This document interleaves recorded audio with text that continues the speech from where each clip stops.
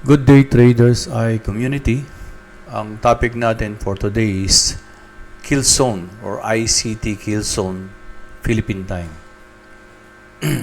Nakaset up na kagad sa Philippine Time yung discussion natin ngayon. For the Asian, Kill Zone is 9 a.m. to 1 p.m. So kung titingnan natin dito, we use this period separator, itong linya na to na vertical. Yan mag-uumpisa yung 6 a.m. 6 7, 8, 9. Yan, 9.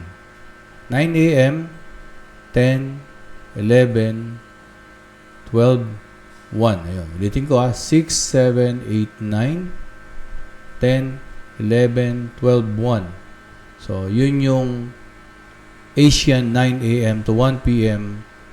Kill zone. Sabi dito, range and consolidation.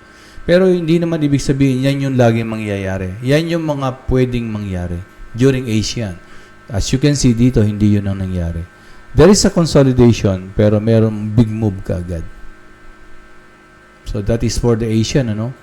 While London is 3 p.m. to 6 p.m. Again, 6, 7, 8, 9, 10, 11, 12, 1, Asian, 2, 3, 3, 4, 5, 6 p.m. Ayun. 3, 4, 5, 6 p.m. is the London kill zone. So, ibig sabihin, nandun yung setup and possible initial big move. These are just probability. Ayun, bumagsak after the London. Again, 3, 4, 5, 6, that is the kill zone time. Ibig sabihin, yun yung mga time na aabangan mo dapat. No, New York is from 8 p.m. to 11 p.m. So, 3, 4, 5, 6, 7, 8. Ayan, 8. Highest volatility. Ayan. Highest volatility and best opportunities. Ayan. Paglabas dito, ayun, bumagsak na.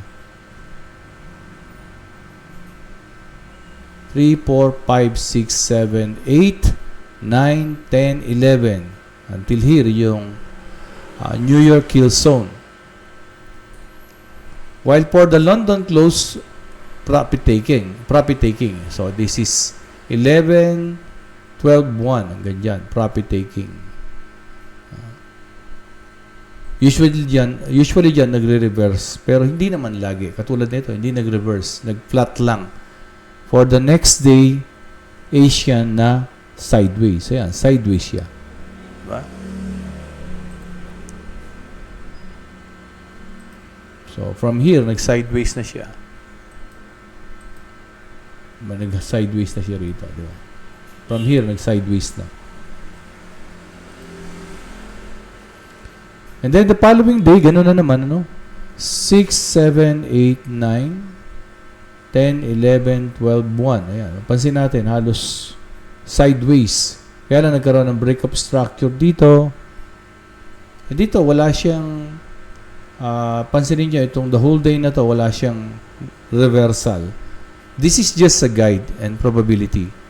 But, yun yung sinasabi dito, Asian, yun yung mga importanteng oras na dapat binabantayan ng isang traders. Again, for Asian range, London setup, dito ka maghintay ng setup, and the New York, andyan yung execution or big move. Our topic for today is just skill zone para ma-identify nyo. So, paano man lagay itong period separator na to? Right-click nyo, properties. Ayan. Show period. Ayan. So, ayan, nawala. So, pag ganyan kasi, medyo mahirap bilangin o hanapin. Yan, nilalagyan natin ng period separator. Again, if meron kayong mga katanungan o yung mga hindi nyo maintindihan, please comment down below. And please share yung ating at least for today topic is just a kill zone. At hope na naging malinaw sa inyo at nakatulong. Thank you, Traders Eye community.